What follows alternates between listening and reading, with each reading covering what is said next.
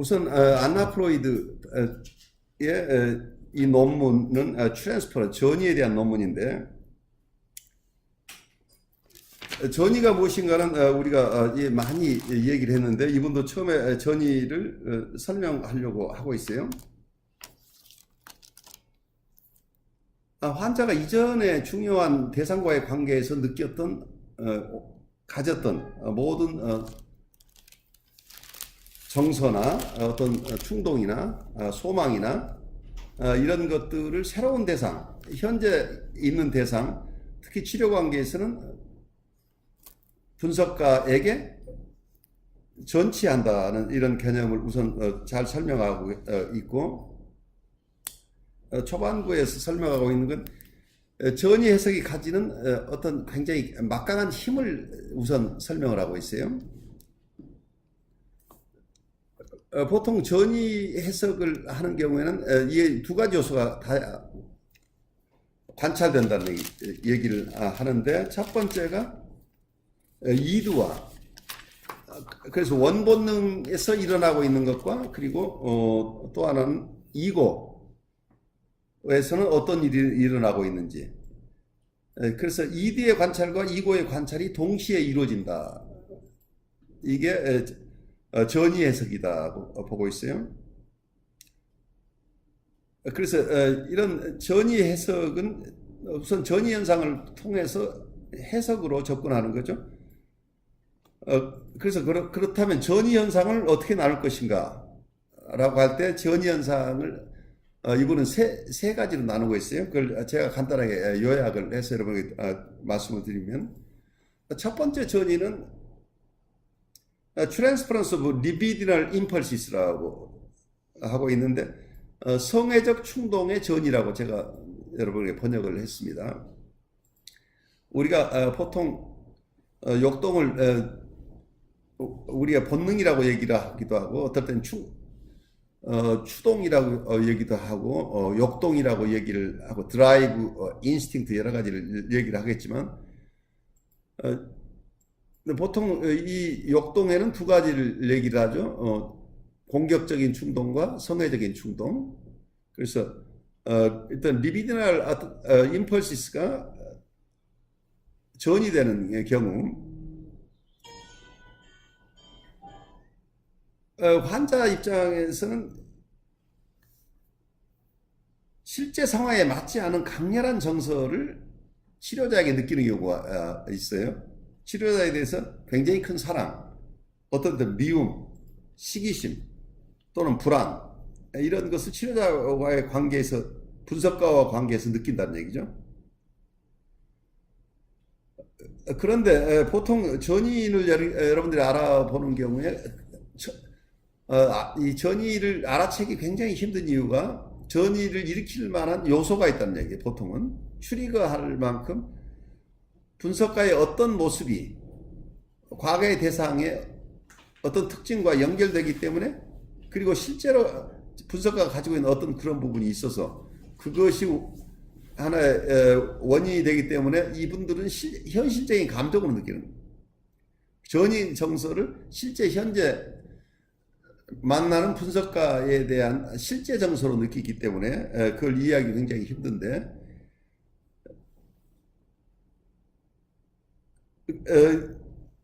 이런 경우에 이분들이 첫 번째 성애적 충동의 전이가 일어나는 경우에 이 대상이 실제로 그렇게 크게 미움을 살 만한 짓을 한 적도 없고, 그렇게 아주 멋진 사람도 아니고, 그리고 어쩌면 시기심을 일으킬 만큼 특별한 어떤 점을 보이고 있지 않은데도 굉장히 강렬한 정서를 느끼는 경우에, 보통 저 사람이 미워 보일 만한 짓을 하는 경우, 어떤 사랑받을 만한 짓을 보였지만 그렇게 크게 정서를 느낄 게 아닌 경우, 감정이 증폭되어 있는 경우는 대부분 전이 정서라고 우리가 보는데, 지나치게 강한 정서를 느끼는 이런 상황이죠. 근데 보통 여기서 이러한 성애적 충동의 전이만 일어나는 경우에는 전이 해석을 하는 경우에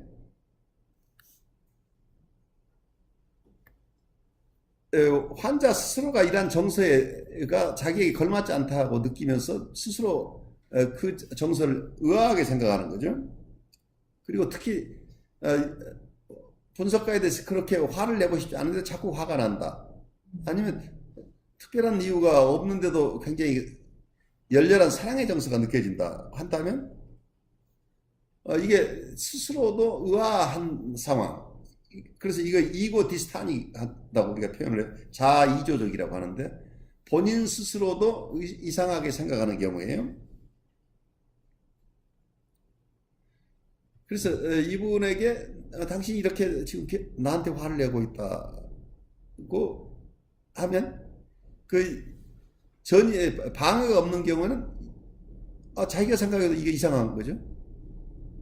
내가 당신에게 특별히 당신을 공격한 일도 없는데 왜 나에게 이렇게 화가 났을까요? 라고 한달지 왜 나에게 그렇게 친숙하게 다가오시나요? 왜 그런 정서가 그렇게 강한가요? 라고 한다면 자기가 생각해도 부끄러워요. 자기 정숙한 부인인데 갑자기 선생님에게 자꾸 좋은 생각이 자꾸 들어서 이제 그렇다고 한다 이분도 의아한 거고 선생님한테 자기 사회적인 지위도 있고 자기가 정서적으로 힘들어서 왔지만 왜 선생님한테 내가 자꾸 화가 나서 화를 내고 싶어 하는지 이게 만약에 분석가가 전위 해석을 하면서 당신의 이 정서가 내가 한 행동하고 어떻게 연결이 되나요? 왜 나에게 이렇게 강한 정서를 느끼나요? 한다면 이분이 그걸 부끄러워한다는 얘기예요. 나도 이렇게까지 느끼고 싶지 않고 이런 생각을 하고 싶지 않은데 왜 자꾸 이런 정서가 들고 이런 느낌이 들까요? 라는 상황이에요. 그래서 이때는 이드의 상황만 우리가 이해할 수 보게 되는 거죠. 그래서 원본능에서 과거에 억압되어 있던 정서가 전이되어 왔다는데 전이되어 온 것인데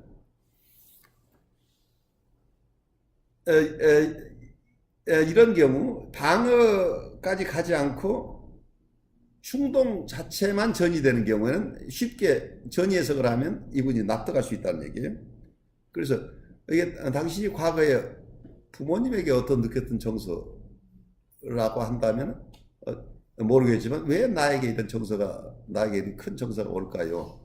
라고 한다면 자기가 생각해도 어처구니 없는 일이라고 생각하기 때문에 이 경우에는 본인 스스로가 불편한 것들은 쉽게 해소된다는 이고 디스타닉한 경우에는 보통 치료가 어려운 것은 본인의 행동이나 생각이나 느낌 이런 것이 본인에게 불편하지 않을 때는 그걸 고칠 생각이 없죠. 근데 불편할 때는 그걸 덜어내려는 노력이 일어나고 왜 그러는지를 이해하려고 하겠죠. 그래서 첫 번째 경우에는 성애적 충동만 전이되는 경우에는 전이 해석을 통해서 쉽게 통찰을 얻을 수 있게 돼요. 왜냐하면 본인 스스로 불편하다는 걸 이해하기 때문이에요. 그런데 두 번째는 방어의 전이가 이래. Transference of Defense. 방어 자체가 전이 속에 일어난다.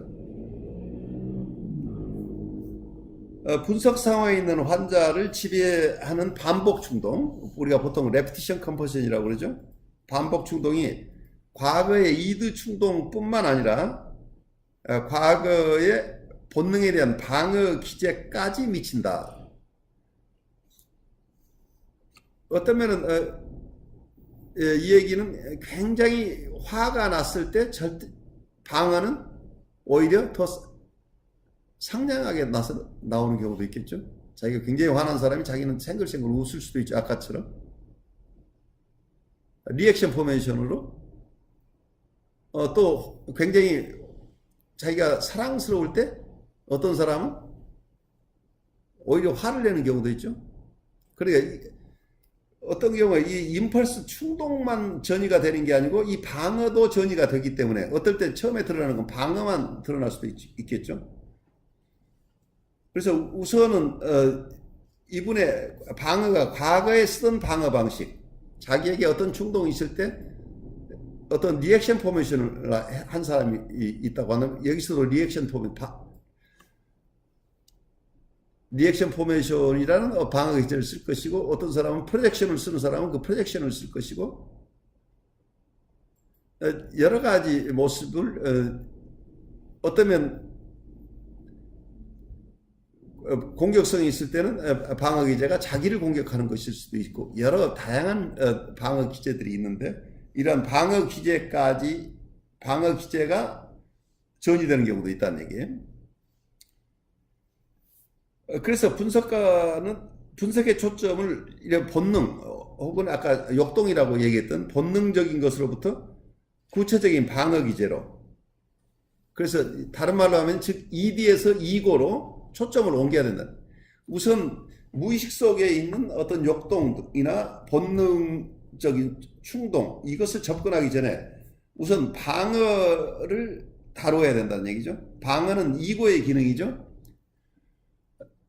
그래서 이 원본능이라고 하는 이들을 접근하기 전에 이고를 중심으로 봐야 된다.